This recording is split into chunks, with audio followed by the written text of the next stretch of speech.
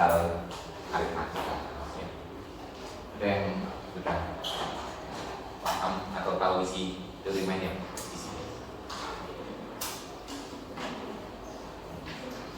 Berarti belum dibaca ya.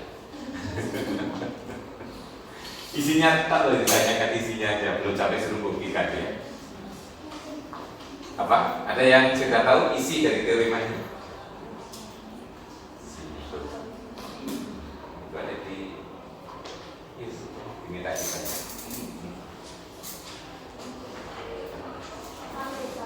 KPK, fundamental KPK.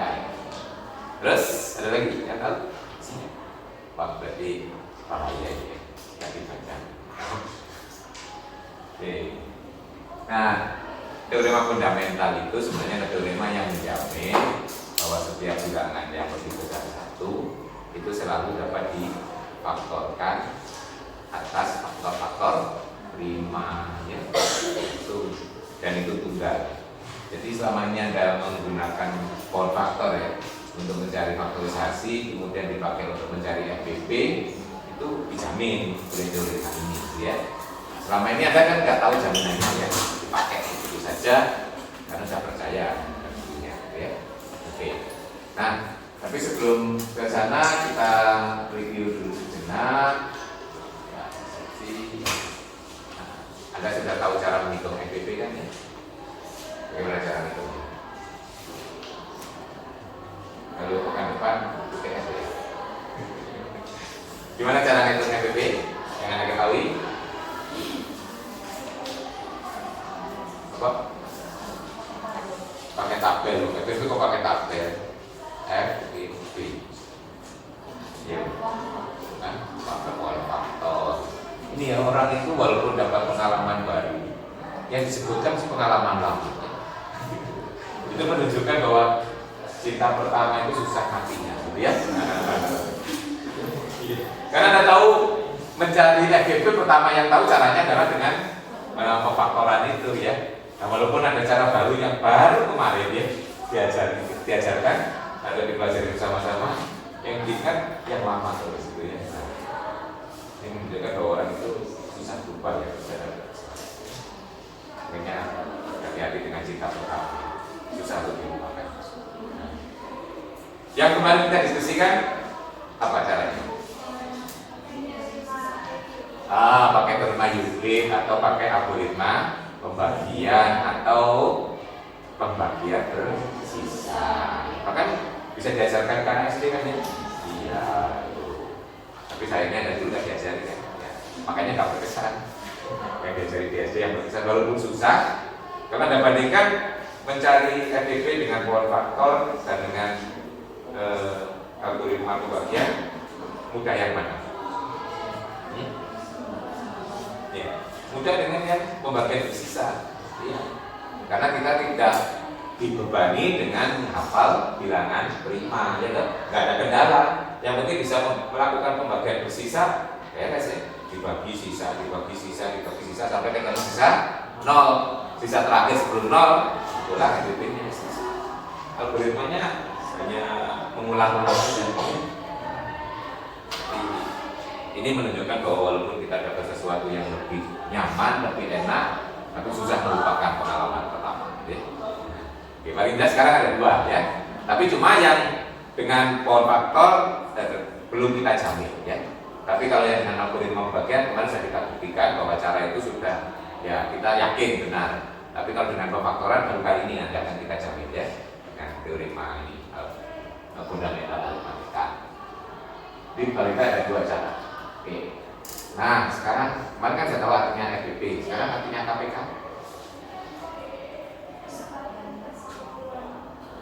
Ya, itu kepanjangannya. Ya. Itu kalau seperti tadi pertanyaan apa kepanjangan KPK gitu ya. Nah, bukan Komisi Pemberantasan Korupsi ya, tapi kelipatan persekutuan efektif. Pengertiannya? Bilangan bulat positif terkecil yang habis dibagi. Oke, ya atau habis dibagi itu sama dengan pelipatan juga kalau sesuai dengan namanya ya. Bilangan bulat positif terkecil yang merupakan kelipatan dari kedua bilangan itu ya. Jadi KPK dari A dan B itu apa? Bilangan bulat terkecil yang merupakan kelipatan A dan merupakan kelipatan B. Kelipatan itu berarti apa sih Pak ya? Nah, kalau faktor itu harus membagi ya. Oke, nanti kita bisa juga membuat aturan seperti apa? FPB kemarin. Terkecil itu bisa diartikan membagi ya. Kemarin kalau ada faktor bersama yang lain pasti membagi GCD ya kalau GCD. Nah kalau kelipatan, kalau ada kelipatan yang lain masih terbagi oleh KPK gitu ya. Nah itu pengertian terkecilnya. Terkecil itu bisa menggunakan tanda lebih kecil atau bisa pengertian membagi ya. Kalau A membagi B itu pasti A lebih kecil daripada B kalau sama-sama bilangan positif ya. Oke, baik itu nanti akan kita pakai. Nah, bagaimana cara menghitung KPK yang selama ini? Anda paham? Ya pakai faktor lagi kan ini. Nah, tapi nanti akan kita hubungkan antara KPK dan FPB sehingga kalau Anda sudah bisa menghitung FPB nggak perlu mencari cara untuk menghitung KPK, gitu ya. Di sini nanti kita. Baik, yang pertama akan kita jawab dulu karena semuanya nanti akan berakar pada teorema tadi, ya teorema fundamental matematika. Kita diskusikan dulu. Tetapi sebelum membahas tentang teorema fundamental, kita perlu lemma. Ya. Lemma itu apa? Teorema bantu. Jadi kalau kita mau membuktikan suatu teorema, kita membuktikan suatu teorema dulu ya dalam rangka untuk dipakai dalam pembuktiannya. Oke, kita lihat lemma yang pertama dulu. Nah ini teoremanya kan ini ya. Jadi ini saya tulis dulu teoremanya biar ingat. Tadi kan ditanya isinya nggak tahu ya. Tadi sudah saya sampaikan secara tulisan, tapi bunyi setiap bilangan bulat lebih dari satu dapat ditulis sebagai hasil kali dari bilangan prima secara tunggal. Nah, bagaimana mengidentifikasi tunggal itu? Kalau kita bisa mengurutkan, nanti akan lebih mudah kan? Kalau acak-acak kan nggak susah ya. Nah, kalau kita urutkan dengan urutan tidak turun belum naik ya. Sama itu juga boleh ya. Misalnya faktornya 2, 3, 7, 11 itu namanya tidak turun ya, boleh sama. Tapi kalau kita mulai dari yang terbesar dulu baru namanya tidak naik gitu ya. Ini tidak turun ya. Nah nanti untuk memudahkan memeriksa ketunggalan itu biasanya kalau kita urutkan. Selama ini kita sudah lakukan. Kalau membuat perfaktoran melakukan dengan power faktor mesti dimulai dari prima yang terkecil dulu kan ya. Ya dicoba 2 bisa gitu ya. Kalau 2 kan 3 gitu ya, dibagi itu tadi. Nanti akhirnya faktornya itu muncul dari mulai yang kecil ya. Ya orang itu mengurutkan dari kecil ke besar lebih gampang. Tapi kalau Anda mau mengurutkan faktor prima dari yang terbesar ke yang terkecil susah ya. Yang terbesar berapa nggak teridentifikasi kan. Nah kita nanti baru cari terbesarnya kalau sudah selesai memfaktorkan. Nah untuk membuktikan ini kita lihat dulu lemma yang pertama. Nah ini nanti juga banyak dipakai juga di dalam pembahasan tentang modulo ya. Kalau kita punya 2 bilangan relatif prima A dan B relatif prima, kemudian A itu membagi pergalian B dan C, maka A membagi C. Ya. Nah, ini kalau syarat relatif primanya ini dihilangkan, kalau hanya A membagi B kali C, belum tentu A membagi C. Ya. Saya pakai contoh. 6 itu membagi 3 kali 8, betul ya? 6 itu membagi 3 kali 8. Tetapi 6 tidak membagi 3, 6 juga tidak membagi 8. Nah itu karena relatif prima. Tapi kalau 6 membagi 5 kali 12, 5 kali 12, 6 dengan 5 relatif prima, berarti 6 harus membagi 12. Itu ilustrasi dari teorema ini. Jadi kalau syarat relatif primanya hilang, bisa jadi bisa membagi ya. Oke, bagaimana membuktikan teorema ini? Nah, biasa kalau kita membuktikan jika maka yang premisnya itu jikanya itu bisa dianggap benar ya, berarti diketahui yang konklusinya makanya itu yang kita buktikan. Makanya kalau membuktikan jika maka bagian yang premisnya itu kita misalkan. Jadi misalkan di sini A dan B relatif prima dan A membagi BC. Maka dibuktikan A membagi C ya. Bagaimana kita membuktikan ini? Jadi kita harus tahu tujuan ya. Kalau kita mau melakukan sesuatu dalam matematik itu apa? Bagaimana kita bisa mengatakan bahwa A itu membagi C? Berarti C nanti harus bisa ditulis sebagai A kali sesuatu. Betul? Ya, jadi kalau kita bisa tulis C sama dengan A kali sesuatu, berarti kesimpulannya A itu membagi C. Itu kan definisi keterbagian. Nah, jadi nanti arahnya ke sana. Sekarang kita pakai dulu bahwa A dan B relatif prima. Apa yang Anda ketahui kalau A dan B relatif prima?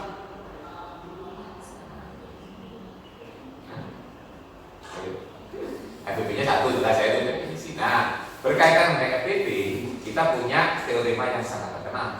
Kemarin saya diskusikan itu teorema Besut. Ya, betul? Iya. Apa itu teorema Besut? GCD atau FPP selalu bisa dituliskan sebagai kombinasi linier dari kedua bilangan itu ya. FPP dari A dan B dapat ditulis sebagai kombinasi linier dari A dan B. Nah, berarti ini satu kan FPP dari A dan B. Nah, berarti satu dapat ditulis sebagai kombinasi linier dari A dan B. Oke, pertama itu yang kita punya. Nah, itu ya. Ini dasarnya adalah teorema Besut ya. Jadi kalau kita punya teorema dan namanya itu enak kalau kita merefer ya. Cukup disebutkan namanya. Teorema Pythagoras ya kan. Enak ya. Aturan sinus, aturan itu ada aturan sinus. Nah, itu kalau ada namanya itu berdasarkan aturan sinus ya. Itu lebih. Ini kalau mau diberi keterangan ya berdasarkan teorema Besut kita punya ya. Ini berarti satu dapat dinyatakan kombinasi ya. Kemudian yang kedua kita punya ini A membagi BC. Kalau A membagi BC berarti artinya apa? B kali C itu kelipatan A. Berarti B kali C akan sama dengan sesuatu kali A. Betul? Oke. Jadi di sini karena A membagi BC berarti BC dapat ditulis M kali A. Itu suatu M besar. Ya. Nah ini sudah kita identifikasi dan yang kita ketahui semua sudah kita terjemahkan. Nah sekarang kita pakai. Tujuan kita nanti C harus sama dengan A kali sesuatu. Tulis saja C. Nah, C. Katakan ya. Kita pakai yang kita tahu. C itu satu kali C, gitu ya. Nah, satunya kita ganti dengan ini. AX ditambah B kali AC. Berarti ini hanya distributif ACX BCY ya. Distributif komutatif kita pakai. Nah sekarang BC jadi sama dengan MA. Jadi BC yang ini kita ganti MA. AC X ini MAY. Nah, yang pertama ada faktor A, yang kedua juga ada faktor A. Berarti distributif hanya bisa A berarti kali CX MY. Berarti A kali sesuatu ini dalam bulat ya. Nah, berarti dari sini kesimpulannya A membagi C. Betul? Jadi karena C sama dengan A kali sesuatu ya. Berarti A membagi C. Ya. Oke.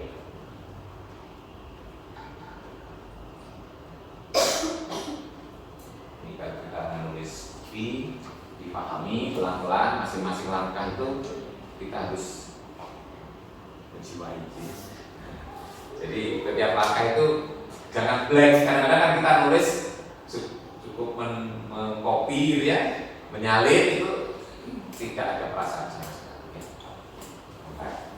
Oke, nah ini tadi lemma pertama ini kita pakai membuktikan lemma kedua karena lemma kedua tadi lebih penting yang langsung dipakai dalam pembuktian teorema nanti. Lemma kedua ini, kalau tadi kan kita punya umum A membagi BC, ya, tapi syaratnya A dan B relatif prima. Nah di sini kita pakai khusus lemma 2 itu adalah bilangan prima. Kalau bilangan prima itu membagi hasil kali dari suatu bilangan, beberapa bilangan ya. Jadi P membagi A1 kali A2 sampai kali AN.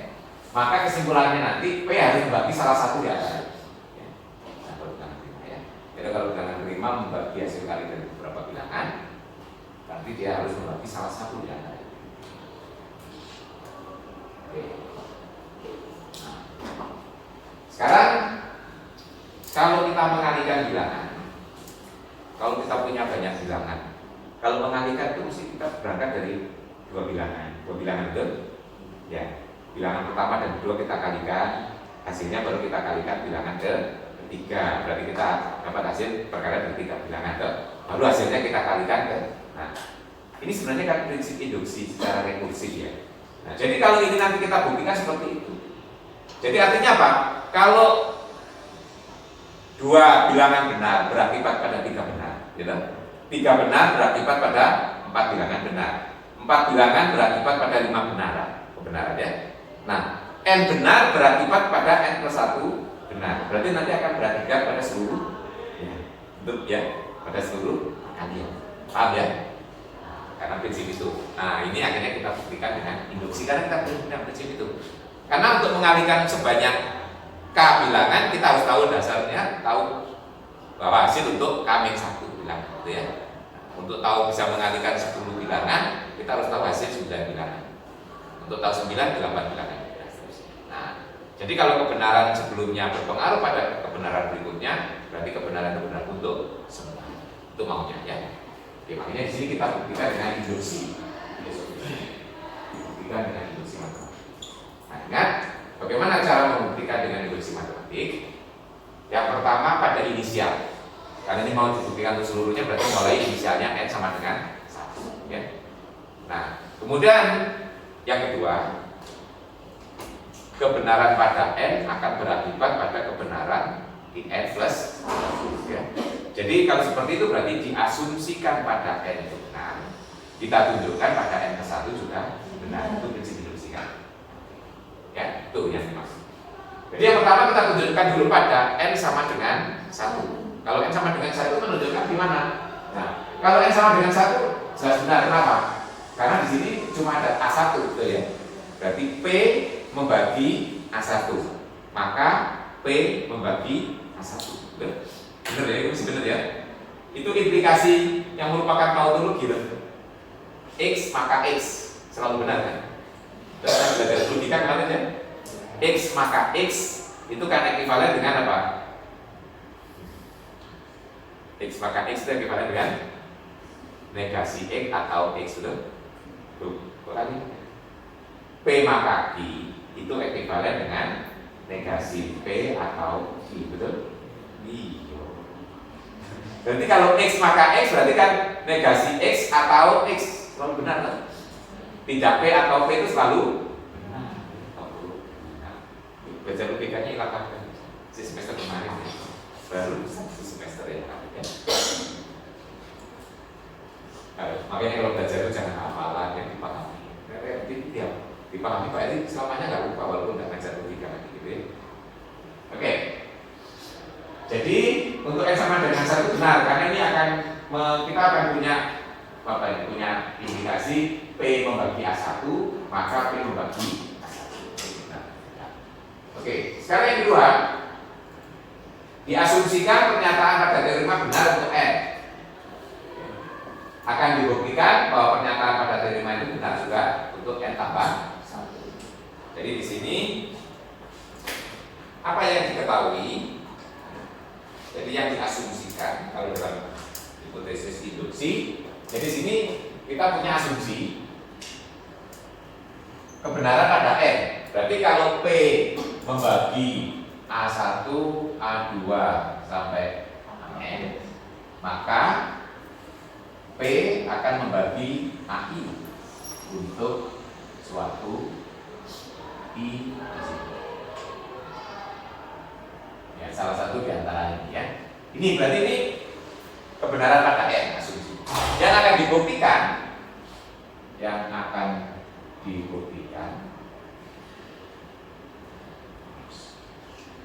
Nah, pada n plus 1. Kalau n plus 1 itu berarti apa?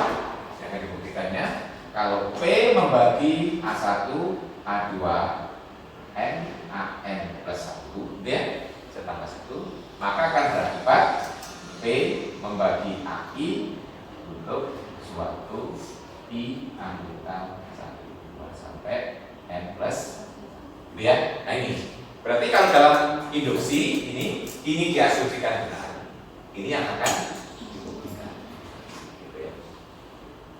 Paham ya itu maksudnya.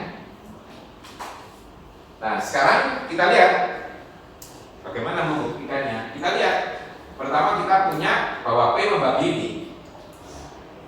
Jadi misalkan P membagi ini. Jadi misalkan, ini kan implikasi ya, berarti dimisalkan lagi ini akan ditunjukkan. Kalau P membagi ini, berarti P itu membagi perkalian dari ini ya. Nah, perkalian dari ini. Nah, kemudian jadi kalau P membagi ini, berarti saya tulis ulang P membagi ini, saya tulis ini saya asosiatifkan membagi A1, A2, ini AN, ini saya tulis AN plus 1. Tujuannya apa? Kita mau memakai lemma tadi gitu ya, lemma pertama. Nah, kemudian sekarang dilihat antara P dan bilangan ini ya. Ini kan suatu bilangan. P itu prima. Berarti faktor dari P, faktor positif ya, cuma 1 atau P. Nah, berarti kalau P ketemu dengan bilangan ini ya, P diketemukan dengan bilangan ini, mencari FPP-nya berarti cuma ada dua kemungkinan, 1 atau P. Paham kan di situ? Karena faktor positif dari P hanyalah 1 atau P, cuma dua kemungkinan. Berarti kalau dicari FPP-nya P dengan bilangan apapun, ya cuma ada dua kemungkinan itu saja, P atau 1. Paham ya? Nah, karena FPP itu harus dibagi P dan harus dibagi, misalnya FPP P dan X, FPP itu kan harus dibagi P juga harus dibagi X. Nah, kalau harus dibagi P berarti kan cuma 1 atau P. Nah, itu makanya di sini FPP dari P dan ini cuma ada kemungkinan 1 atau ini P ya. Nah, bisa dengan P ya. Jadi 1 atau P. Nah, sekarang kita selesaikan satu-satu. Bagaimana kalau FPP-nya 1? Nah, cari kalau FPP dan ini 1, berarti apa? P dan bilangan ini relatif prima kan? Nah, kalau relatif prima, kita pakai lemma 1, P membagi ini. Jadi kalau menurut lemma 1, P membagi ini kali ini, padahal diketahui P dan ini relatif prima. Menggunakan lemma 1. A membagi B kali C. A dan B relatif prima, berarti A harus bagi C. Dari sini berarti kesimpulannya P harus membagi A N plus, itu menggunakan lemma 1. Nah, berarti untuk kasus pertama kalau P dan bilangan relatif prima selesai ya. Berarti P membagi A N plus 1. Berarti I nya kita pilih N plus 1 kan untuk suatu toh. Nah, sekarang kasus kedua, bagaimana kalau ini kurang P dan ini sama dengan P ya. Nah, itu berarti ya. Jadi kan kasus kedua ini tadi P dan ini FPP nya P, berarti ini sama dengan P kurang. Ini ditambahi sama dengan P ya.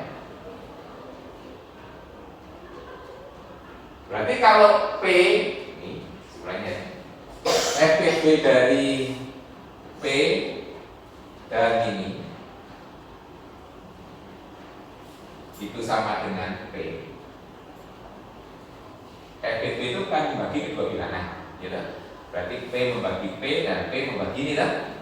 Nah, dari sini berarti kesimpulannya P harus membagi A1, A2 sampai betul. Karena P FPP. Ya. Nah, ini maka P harus membagi. Oke, karena menurut hipotesis induksi, nah kan kita pakai. Ini kan berarti pada N ya. Nah, jadi kalau menurut hipotesis induksi, kalau pada N sudah berlaku karena diasumsikan ya.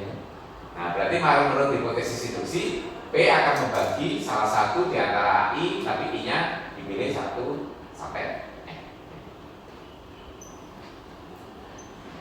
Berarti akhirnya dari dua kasus ini untuk pilihan I1 sampai N plus 1 terjadi.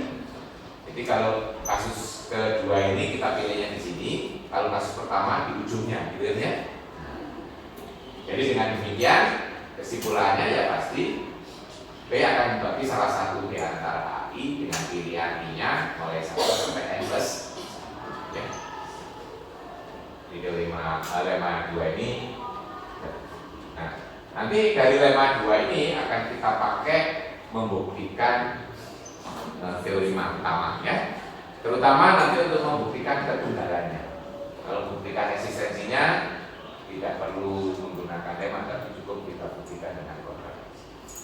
Baik, kita siap sekarang membuktikan teorema dasarnya atau fundamental teoremnya.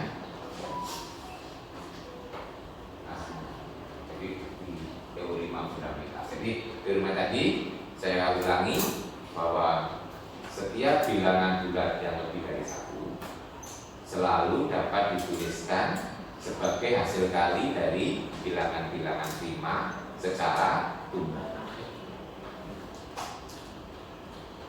Itu bunyi teorema. Nah, terus buktinya akan kita buktikan dengan kontradiksi. Berarti kita mengingkari kesimpulan dari teorema tadi. Berarti ingkarannya apa?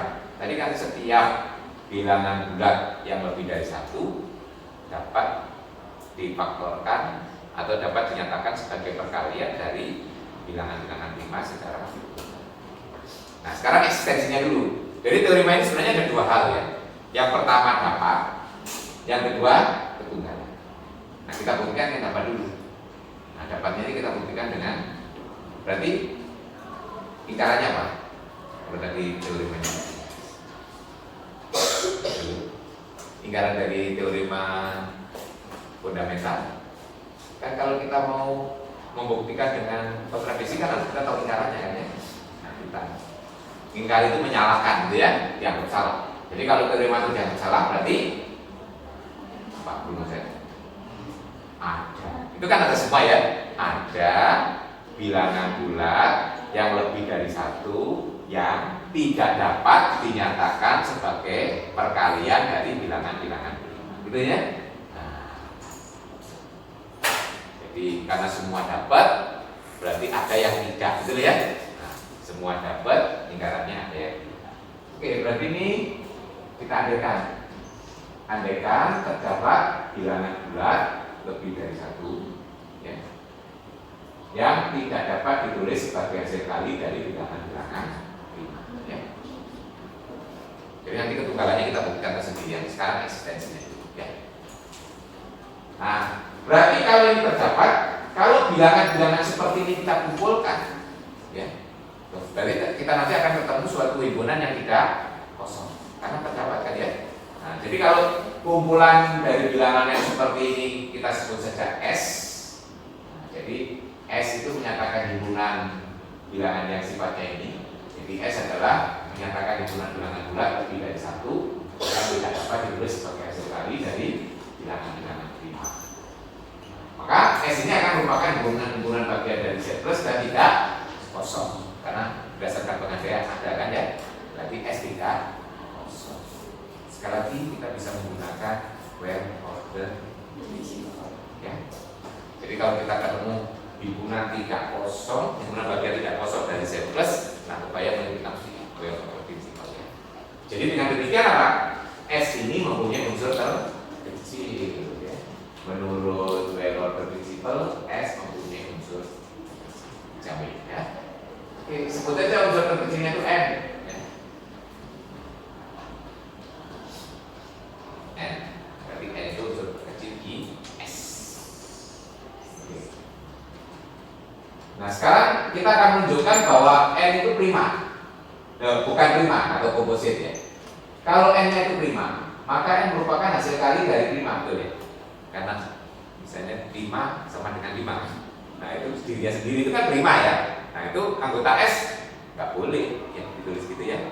Jadi artinya N ini tidak prima. Maksudnya. Kalau N prima kan berarti dia merupakan bilangan ya, berarti bukan anggota S kan. Berarti dia sesuai dengan bunyi teorema, betul ya? Paham maksudnya? Perkalian himpunan prima itu kan misalnya 2 kali 3 kali 5. Ini dia sendiri itu kan berarti ada perkalian kan? Maksudnya gitu ya, perkalian dari bilangan. Paham?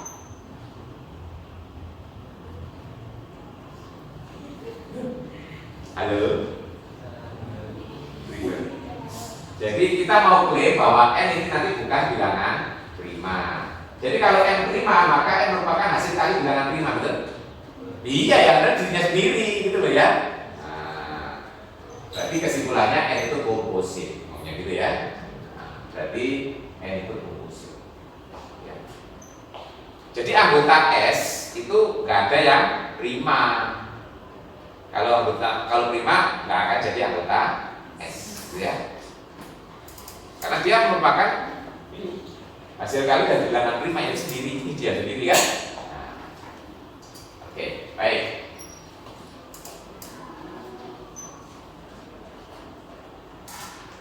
Nah, kalau komposit apa artinya? Dia dapat dinyatakan sebagai hasil kali dari dua bilangan yang kurang dari N, ya. Komposit, definisi komposit ya. Dia punya faktor positif selain satu dan dirinya sendiri, dia punya faktor gitu. Nah, berarti N itu dapat ditulis sebagai A kali B dengan A dan B nya itu diantara 1 dan N. Itu definisi komposit kan. Oke. Nah, sekarang kita lihat A dan B kan kurang dari N, gitu ya. Maka A dan B pasti bukan anggota S. Oke. Mengapa? Karena N bisa terkecil di S. Kalau sudah kurang dari N, bukan anggota S. Karena N, A dan B bukan anggota S, ya, maka A dan B dapat dinyatakan sebagai hasil kali dari bilangan prima. Betul?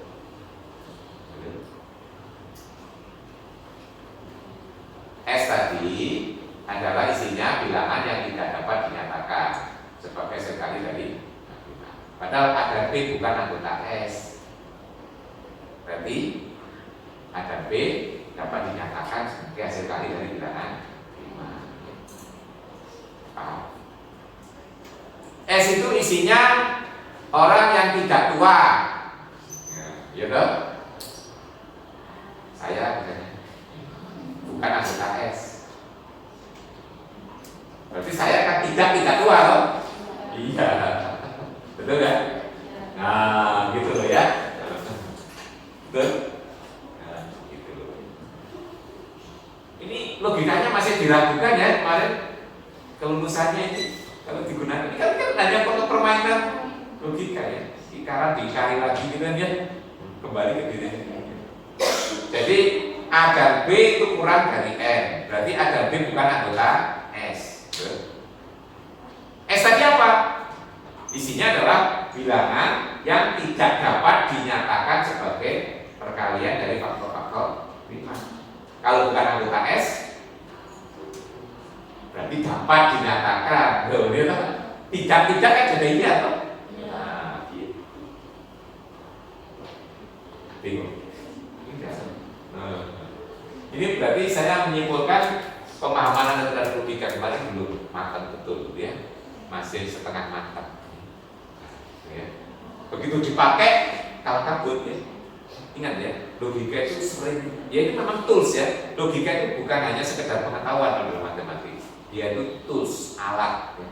Selalu kita pakai terus ya, selama kita belajar matematika ya. Jadi jangan dilupakan loh ya logika. Logika dan teknik pembuktian itu berdasar sekali. Oke. Nah, berarti A dan B dapat dinyatakan sebagai perkalian dari faktor prima. Akibatnya apa? A kali B juga perkalian dari faktor-faktor prima, betul? A perkalian dari faktor prima, B kalau dikalikan ya tinggal sejajar aja. Gitu. Nah, berarti akibatnya N yang sama dengan AB juga merupakan hasil kali dari bilangan-bilangan prima konstan isi dengan N anggota S. Tuh, ya. Ya, isi dengan N anggota S. Jadi akhirnya pengambilan di sini salah. Tapi yang benar adalah kesimpulan yang ada di Tapi kesimpulannya setiap bilangan bulat yang lebih dari 1 selalu bisa ditulis sebagai perkalian dari bilangan-bilangan Bukti kedua adalah ketunggalan misalnya ya. Bahwa penulisan itu adalah tunggal. Selama ini kan Anda nggak pernah mendapati yang berbeda. Misalnya dapat pemfaktoran yang berbeda dari satu bilangan, pernah? Nggak ada. Misalnya 100 itu kalau difaktorkan kan 2 kali 5 kali 5 ya toh? Anda tetap punya yang lain selain itu? Nggak ada ya. Ini namanya tunggal ya. Nah, tapi orang matematik hanya feeling aja, nggak perlu harus buktikan ya, bahwa pemfaktoran itu penulisan itu adalah tunggal. Ya. Oke, ketunggalannya sekarang. Bukti untuk ketunggalan. Nah, kalau membuktikan ketunggalan, cara pertama bisa kita misalkan kita punya 2, ya. Terus kita buktikan sama, betul ya? Paham? Bisa kita misalkan punya 2, kita buktikan sama, bukan tunggal. Atau kalau kita punya 2 berbeda, terjadi suatu kontradiksi, gitu ya? Berarti nggak ada 2-nya gitu ya? Nah, ada 1 ya. Kalau kita punya 2 berbeda, terjadi suatu kontradiksi, itu berarti nggak ada 2-nya ya? Bukannya mahal ya? Itu bukan betul kan? Hijau. Oke, jadi Pak. Nah, saya membuktikan ini pilih yang kedua. Diandaikan kita punya 2 berbeda, kita tunjukkan terjadi suatu kontradiksi itu memang seperti itu, tidak langsung ya. Nah, andaikan terdapat bilangan bulat n lebih dari 1 yang mempunyai 2 faktorisasi berbeda. Jadi n itu punya faktorisasi pertama, punya faktorisasi kedua berbeda. Akan kita tunjukkan suatu kontradiksi. Ya, misalkan n bisa kita tulis sebagai perkalian dari PI dan perkalian dari IJ, gitu ya. Di masing-masing PI dan IJ-nya ini adalah bilangan-bilangan prima. Apa kesimpulan kita kalau pemfaktoran keduanya ini berbeda? Apakah semua faktornya berbeda? Enggak. Cukup ada yang berbeda. Yang sama boleh, ya. Misalnya 2 kali 2 kali 5 kali 7, terus 2 kali 2 kali 5 kali 11. Itu sudah berbeda, walaupun cuma 1 berbedanya ya. Ada yang sama. Nah, caranya bagaimana? Kita hapus dulu dari 2 pemfaktoran itu yang sama. Kan boleh, kalau kita punya 2 bilangan sama, dicancelkannya faktor yang sama, dicancelasi ya. Nah, terus nanti tersisa tinggal semuanya yang berbeda. Kayak tadi dicancel-cancel tinggal yang berbeda cuma 7 dan 11 contohnya ya, ya. Nah, tapi mungkin bisa lebih dari 1 gitu ya. Nah, itu ya. Jadi kita hilangkan dulu faktor-faktor yang sama, hapus semua faktor prima dari kedua tadi itu yang sama, sehingga kita hanya memperoleh ini tinggal yang berbeda saja. Kita beri indeks saja, misalnya PI1, PI2 sampai PIV, IJ1, IJ2 sampai IJW. Nah, kita kan nggak tahu. Ini pun mula-mula kalau berbeda panjangnya kan nggak harus sama gitu ya. Jadi sisanya mungkin juga panjangnya tidak sama. Makanya di indeks saja berbeda. Jadi di sini apa? Di sini nggak ada yang sama dengan yang di sini sudah ya, berbeda semua. Jadi PI ini nggak ada yang sama dengan IJ ya, sudah berbeda ya. Yang sama sudah kita hilangkan. Oke, sampai di situ ya. Jadi dengan keterangan tadi, dengan faktor prima yang luas diri tidak ada yang sama dengan faktor prima yang luas ya. Itu sudah berbeda semua. Nah, sekarang coba lihat ini. PI1 itu membagi bilangan yang kanan, betul? Karena kita punya ini, kan berarti kita bisa menulis ini. PI1 dikalikan ini PI2 sampai PIV itu kan sama dengan IJ1 IJ2 sampai IJB. Kita ini saya asosiasikan, ya kan? Berarti kesimpulan dari sini apa? PI1 membagi ini kan, membagi IJ1, IJ2, IJB ya. Terus kita punya apa? PI1 bilangan prima. Karena PI1 bilangan prima berarti dia membagi salah satu di antara ini. Jadi lemma 2 tadi ya. Berarti kesimpulannya di sini PI1 harus membagi, kalau yang pertama mungkin I, J, ya, K atau berapa ya gitu ya. K gitu ya. Nah, bisa. Untuk K-nya ini ya, salah satu di antara ini. Ya, 1, 2, ya. Nah, gitu ya. Itu lemma 2 ya. Dan bagi salah satu. Ya. Di sini menurut lemma 2, PI1 harus membagi IJK. Ya, salah satu. Ya.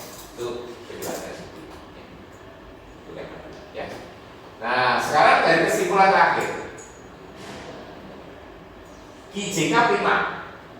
Berarti faktor dari IJK cuma 1 dan IJK.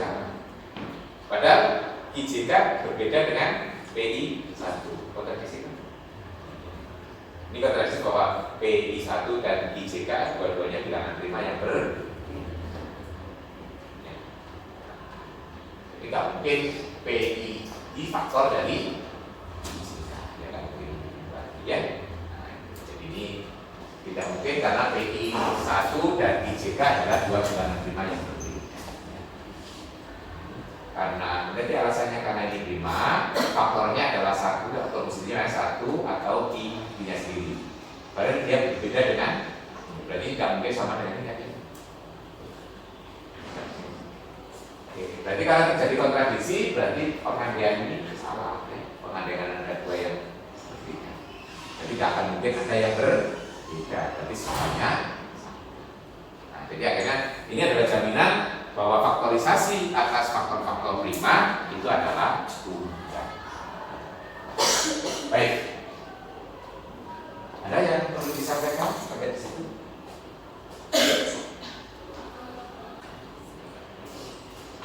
Nah, sekarang kita sudah mempunyai teorimanya. Nah, sekarang tinggal pakai. Yang familiar ada pakai kan untuk menghitung FPP ya. Nah, sekarang bagaimana memakai? Nah, misalkan kita punya dua bilangan yang dapat difaktorkan atas faktor-faktor prima ya. Kalau dapat difaktorkan, kita selalu bisa menyamakan faktor primanya. Tapi kalau yang tidak ada, kita pakai pangkatnya 0, gitu ya. Ini ya, paham seperti itu. Misalkan ini kita punya ya, bilangannya 75. Faktornya berapa ya? 3 kali 5 14. Terus 60. Itu ini 2 kuadrat 5, betul ya? Ya, gitu ya. Nah, ini nanti ini kan ada faktor yang tidak sama. Nah, yang tidak sama di sini tetap bisa kita samakan ya bentuknya. Yang ini kita tulis sebagai 2 pangkat 0, gitu ya. Nah, 3 pangkat 1, 5 pangkat 2. Yang ini tetap ini ya. 5 pangkat. Nah, artinya kan faktor primanya sama ya. Nah, pangkatnya disesuaikan. Kalau yang tidak ada dibuat pangkat 0. Jadi kita buat panjangnya sama gitu ya. Jadi kalau kita punya dua bilangan selalu bisa dilakukan seperti itu ya. Jadi di sini pengertiannya pangkatnya tidak harus bilangan positif tapi bilangan juga non negatif ya. Nah, dengan pangkat non negatif ya. Di sini pangkatnya adalah jadi P1 sampai Pn-nya itu bilangan prima, alfa I dan beta I-nya itu adalah bilangan non negatif ya. Itu bisa ya. Ini diturunkan dari teorema tadi ya, jaminan. Nah, sekarang kalau kita punya seperti ini, bagaimana? Nah, kan Anda mencari kalau FPP itu kan mencari angka terkecil, ya. Terkecil itu berarti minimalnya, ya kan? Nah, jadi di sini antara alfa 1, beta 1, alfa 2, beta 2, antara alfa I dan beta I kita cari minimalnya yang terkecil. Contohnya nih, di sini berarti yang terkecil ini 0 dan apa ini? 2, berarti terkecilnya minimalnya ya. Yang di sini karena sama berarti 1. Yang di sini 1 ya. Itu sebutnya ya. Berarti sini kalau untuk bilangan ini berarti gamma 1-nya 0, gamma 2-nya 1, gamma 3-nya 1 gitu ya maksudnya ya. Nah, kemudian kita klaim bahwa P pangkat gamma ini, nah itu adalah RPP dari A dan B. Paham ya?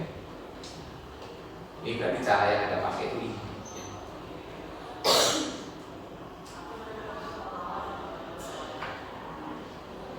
Bisa membuktikan ini? Nah itu kan ini sistematikanya ini ya. Berarti tinggal membuktikan bahwa ini memang betul ya. Nah, ini sistemnya gitu ya. Ini sistematikanya, cara berpikir. Ya mungkin dulu tidak teratur begitu cara penata ya.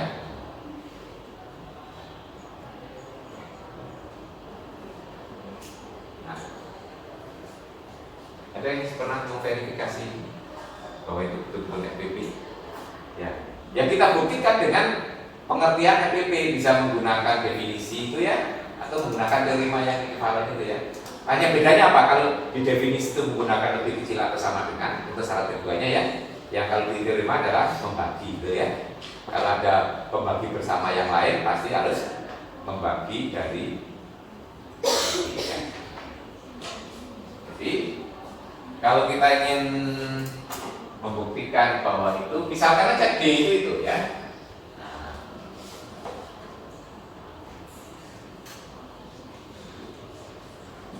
Di D, kita sebut aja D. D itu sama dengan P1 pangkat gamma 1, P2 pangkat gamma 2 sampai Pn pangkat gamma N. Nah, klaim kita adalah D itu sebagai FPP dari A dan B. Bagaimana membuktikan D itu FPP? Ada dua syarat. Ya, syarat pertama, D harus membagi A dan B membagi B. Syarat kedua, kalau ada pembagi bersama yang lain, maka dia harus bagi D. Betul? Jadi kalau ada E membagi A dan E membagi B, harus berdapat E membagi D. Oke, ya, itu kan? Kalau definisi kita tunjukkan kalau E membagi A, E membagi B, maka E lebih kecil sama dengan D, ya, berarti itu terbesarnya ya. Tapi itu ekivalen juga dengan membagi. Kalau membagi kan pasti lebih kecil sama dengan kalau dalam posisi ya. Kalau lebih besar pasti nggak akan bagi kan. Oke, kita pakai. Oke, yang pertama, apakah D bagi A, apakah D bagi B? Clear, jelas? D, ini lihat ya. A, ya. A itu kan kita tulis ya. Itu kan P1 pangkat alfa 1, P2 pangkat alfa 2, dan seterusnya sampai Pn alfa. Kemudian karena gamma I itu adalah minimal, berarti kan kita punya apa? Gamma I pasti lebih kecil sama dengan alfa I, betul? Gamma I kan minimal dari alfa dan theta ya. Berarti apa? Alfa I dikurangi gamma I pasti lebih besar sama dengan 0 ya. Nah, berarti ini kan bisa kita tulis sebagai ini P1 pangkat gamma 1, P2 pangkat gamma 2 sampai Pn pangkat gamma N, tapi dikalikan dengan P1 pangkat alfa 1 dikurangi gamma 1, P2 pangkat alfa 1 dikurangi gamma 1, dan seterusnya sampai Pn alfa N dikurangi gamma N. Betul sampai sini? Ini pangkatnya kan tetap non negatif kan? Karena kita punya ini. Ini apa? Ini kan D. D kali sesuatu, betul? Ini kan juga bilangan bulat. Kalau pangkatnya non negatif tetap bulat kan? Ya. Kalau pangkatnya negatif, nah itu kenapa tadi kok penting argumentasi lebih besar sama dengan nol? Karena bilangan bulat kalau pangkat negatif ada kemungkinan tidak bulat. Kalau pangkatnya non negatif tetap bulat. Tuh, dikali sesuatu. Jadi dari sini kesimpulannya adalah D membagi. Nanti dengan cara yang sama, pemfaktorannya cuma di sana itu beta, gitu ya. Nah, beta juga lebih besar sama dengan gamma, ya. Nah, gamma. Nanti dengan cara yang sama juga analog D itu bagi D, ya.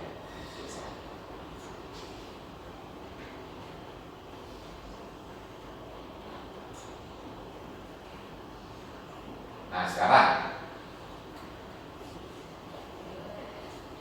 kalau E membagi A dan E membagi B, berarti pangkat-pangkat dari faktor prima di E itu pasti lebih kecil atau sama dengan pangkat-pangkat dari A dan B, betul? Berarti dari sini, dari yang sini kesimpulan kita ke depan. Jadi E itu kan punya faktor prima. Kalau membagi berarti faktor primanya kan sama ya, cuma pangkatnya saja berbeda. Tapi mungkin dikalikan yang lain boleh dikalikan bilangan yang lain ya. Nah, jadi nanti kalau E itu membagi A, gitu ya, E membagi A. Jadi sebenarnya A itu nanti bisa ditulis sebagai K kali A. E bagi A, maka A itu kan sama dengan K kali E. Artinya apa? Jadi nanti E itu mengandung faktor prima yang sama dengan yang di A, dengan pangkatnya itu non negatif ya. Jadi nanti E itu nanti mempunyai faktor prima tapi dengan pangkat yang lebih kecil atau sama dengan. Jadi nanti di sini nanti bisa kita tuliskan K kali sesuatu, E-nya itu bisa ditulis ya dalam bentuk perpangkatan dari prima. Tapi pangkat itu boleh nol, gitu ya. Jadi misalkan kalau dari sini itu E nanti akan mempunyai bentuk sesuatu ya. Nah, jadi E nanti faktor primanya P1 misalnya sebut aja X1, P2, X2 sampai Pn Xn. Tapi nanti mungkin masih kali sesuatu lagi, silakan nggak apa-apa. Tapi ada ini ya, nanti E kali sesuatu lagi boleh kali apa gitu ya. Tapi R gitu ya boleh ya. Nah, tapi yang penting ini ya. Ya. Ya tadi kan bisa perpakatan. Ya. Yang jelas XI pasti karena dia membagi A. Jadi bagi A. XI pasti apa? Lebih kecil sama dengan pangkatnya dari miliknya A masing-masing kan akan lebih kecil dari alfa I, betul ya pangkatnya ini, betul? Ini pangkatnya pasti akan lebih kecil. Demikian juga nanti karena dia juga membagi B, kalau E juga membagi B, akibatnya XI juga lebih kecil sama dengan beta. Kalau saya punya dua bilangan lebih kecil dari dua bilangan, pasti lebih kecil dari minimalnya, betul? Kalau saya punya A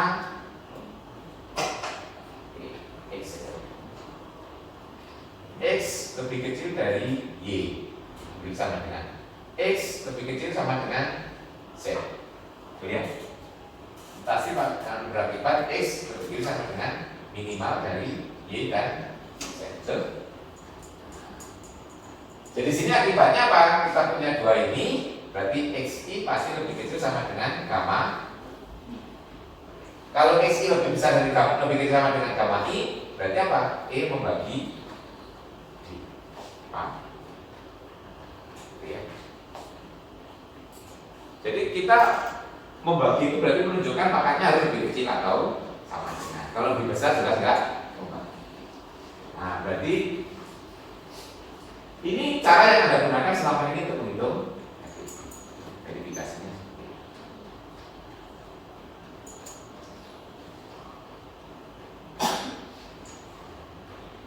Lagi. Nah kalau KPK bagaimana? Karena kalau delta itu maksimalnya, dari alfa I dan beta I maksimalnya. Kita klaim bahwa ini simbol untuk KPK ya. Nah, adalah perpangkatan dari maksimalnya. Cari pangkat terbesar kan kalau dari KPK ya. Nah, kalau kita membuat definisi seperti ini KPK ya.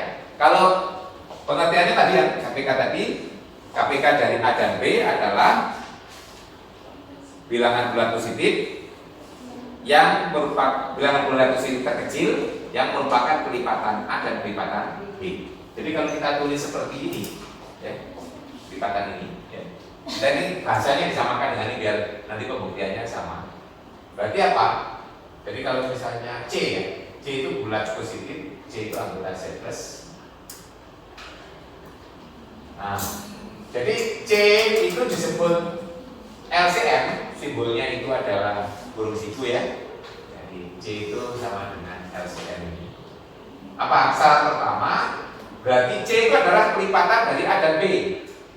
Berarti A harus membagi C dan B membagi C. Ya. Kemudian kelipatan yang terkecil. Berarti kalau ada bilangan itu merupakan kelipatan A dan kelipatan B, kalau kita mau menggunakan bahasa ini berarti apa? C harus membagi itu, betul? Terkecil dan terkecil bisa menunjukkan lebih kecil sama dengan atau bisa dengan menggunakan bahasa membagi ya.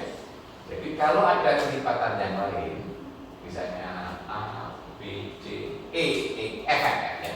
Kalau A membagi F dan B membagi F, harus berakibat D, C, hanya C ya. C membagi, berarti itu terkecilnya di situ kan ya. Nah, kalau bahasa lebih kecil ya ini lebih kecil atau sama dengan F ya. Nah, ya. Ini gunakan bahasa yang analog dengan F ya. Nah, berarti kita buktikan seperti ini. Buktikan itu dengan cara yang seperti membuktikan FPP tadi. Kalau A membagi C, B membagi C jelas karena delta itu maksimal. Berarti delta I pasti lebih besar sama dengan alfa I, juga lebih besar sama dengan beta I karena maksimalnya. Nah, berarti akibatnya seperti tadi argumentasinya, berarti A membagi C, B membagi C. Cuma ini diganti pangkatnya nih. Nah, ini menjadi delta ya.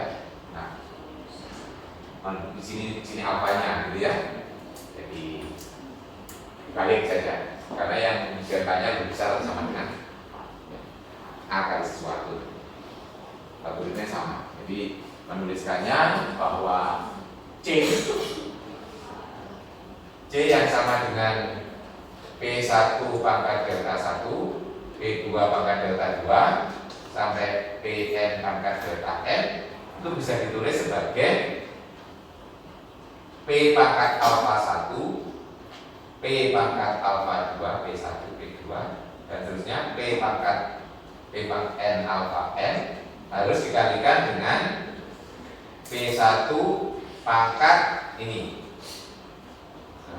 delta 1 dikurangi alfa 1, P1 P2 delta 2 dikurangi alfa 2 sampai Pn delta n dikurangi alfa n. Ini bisa kenapa? Karena delta I lebih besar sama dengan alfa I ya. Nah, berarti ini A kali sesuatu. Nah, betul ya? Berarti A membagi C. Nanti dengan alasan yang sama kita bisa menunjukkan bahwa B membagi C. Nah, reasoning yang kedua mirip dengan alasan yang di sini tadi, cuma dibalik ya kan? Berarti kalau begini nanti faktor dari F itu pangkatannya akan lebih besar dari sama dengan dari pangkatnya A, ya kan? Ini lebih besar sama dengan dari pangkatnya B. Berarti akan lebih besar dari maksimalnya, betul ya? Nah, akibatnya dari sini. Jadi itu nanti klaim yang kedua, LCM itu adalah pangkat maksimalnya yang kita pakai ya. Sekarang kita akan menghubungkan apa hasil kali dari A dan LCM dan BCD ya. Coba lihat ya. LCM kali BCD sini aja. LCM AB saya kalikan dengan GCD AB. Berarti di sini saya punya P1 mestinya kan pangkat apa tadi? Namanya Pak gamma ya, gamma 1 ditambah delta 1 kan yang di sini tuh P1 pangkat gamma 1 ya, kalau Anda bingung saya tulis dulu ya. P2 gamma 2 Pn gamma n. Nah, dikalikan dengan P1 pangkat delta 1, P2 pangkat delta 2 sampai Pn pangkat delta n. Nah, berarti ini kan pangkatnya ditambah ya. Nah, berarti P1 pangkat gamma 1 ditambah delta 1, P2 pangkat gamma 2 tambah delta 2, terus sampai Pn gamma n ditambah delta n. Sekarang kita coba perhatikan itu ya. Gamma I ditambah delta I berarti kan minimal dari alfa I beta I ditambah maksimal alfa I beta I. Ya. Nah, sekarang apa ini? Minimal ditambah maksimal dari dua bilangan. Nah, kita punya lemma apa? Ya. Minimal dari AB ditambah maksimal dari AB. Apa? Ya A tambah B. Bener? Kan kita cuma punya A dan B. Kalau kita asumsikan minimalnya A, berarti maksimalnya B. Nah, berarti minimal dari AB A ditambah B. Kalau kita anggap minimalnya B, berarti kan B tambah A, ya tetap A tambah B. Ya. Kalau kita punya dua bilangan, minimal sama maksimal mesti kita kembali ke semula kan? Nah, berarti di sini minimal tambah maksimal ya tetap alfa I ditambah beta. Nah, jadi di sini akan sama dengan P1 pangkat alfa 1 ditambah beta 1, P2 alfa 2 tambah beta 2, dan seterusnya sampai Pn alfa n ditambah beta n. Ini kan perkalian dari A dan B kan? Ya. Nah, dari sini cukup terakhir yang penting adalah GCD dikalikan LCM itu sama dengan A kali B. Ya. Nah, ini untuk verifikasi coba ini. Dan nanti untuk mencari GCD dan LCM. Ya. Ya. Ini kalau kita cari GCD-nya, ya GCD dari 75 dan 60. Kalau kita menggunakan cara tadi kan ini kan 2 pangkat 0 dikalikan 3 pangkat 1 dikalikan 5 pangkat 1 berapa? 15 ya. Kalau kita cari LCM-nya 75, 60 2 pangkat 2 3 pangkat 1 5 pangkat 2 berapa? Ini 25 kali 4 100 300.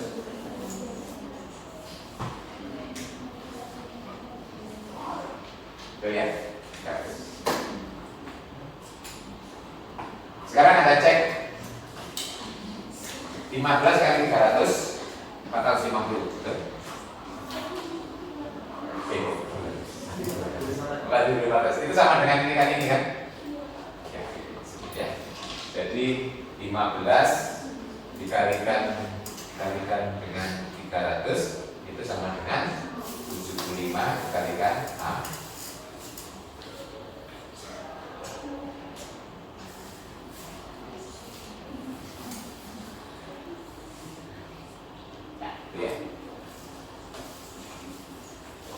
Nah, ini pentingnya apa?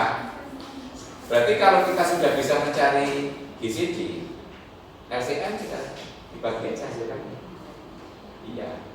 Berarti kalau mencari KPK dari AB cukup AB dibagi FBB. Makanya orang sebenarnya cukup mengembangkan salah satu. Nanti cara yang dikembangkan banyak orang tuh GCD-nya, LCM-nya ngikutin aja caranya ya. Jadi kalau kita sudah punya hukum ini, sudah salah satu aja yang hitung, salah yang lain ikutin aja. Baik. Nah, ini karena puasa jadi waktunya mepet-mepet banget deh. Ini sudah saya coba tuliskan di PPT. Nggak biasanya main tulis lengkap di PPT, biasanya nggak banyak nulis karena khawatir. Ini pun juga nggak bisa tuntas karena ada satu bagian yang belum, yaitu yang sudah saya keluarkan di soal kuis, soal nomor 2. Anda merasakan itu? Ya, itu apa itu?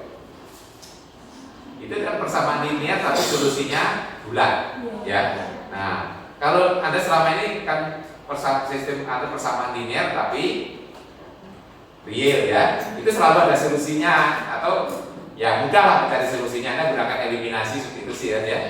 Ini kan nggak bisa. Itu sebenarnya bisa kita gunakan hasil kita yang kemarin, yaitu teori maksud itu ya. Nah, bahwa kombinasi linear ya, suatu mencari membuktikan teori maksud itu ya, kan kita kumpulkan semua kombinasi linear, kita ambil yang paling kecil. Itu nanti menunjukkan apa? Bahwa kombinasi linear itu pasti kelipatan dari GCD. Ya. Jadi karena GCD itu adalah kombinasi linear paling kecil. Nanti dari situ bisa kita buktikan bahwa sudah kemarin ada kalau Anda percaya ya, lupa.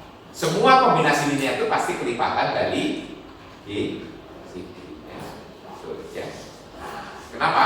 Karena GCD itu pasti berbagi A dan pasti berbagi B, otomatis berbagi kombinasi linear dari A dan B. Nah, persamaan linear yang satu AX. Nah, ini apa ya? Ini sedikit biar nanti kalau belajar nggak bingung. Bentuk AX ditambah BY sama dengan C. Nah, kapan mempunyai solusi? Nah, ini harus kelipatan dari yang ini ya. Kombinasi linear harus kelipatan dari GCD, otomatis C harus kelipatan dari GCD.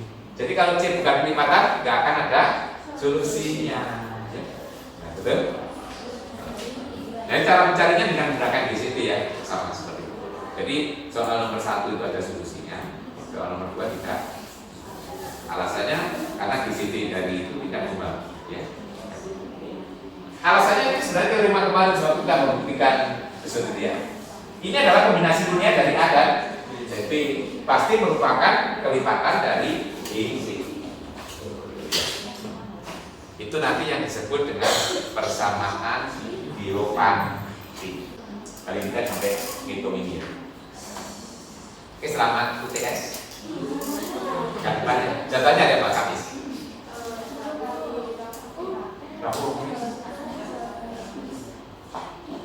Kamis. Ada maju. Jangan lupa upload tugasnya ya. Laporan. Sudah.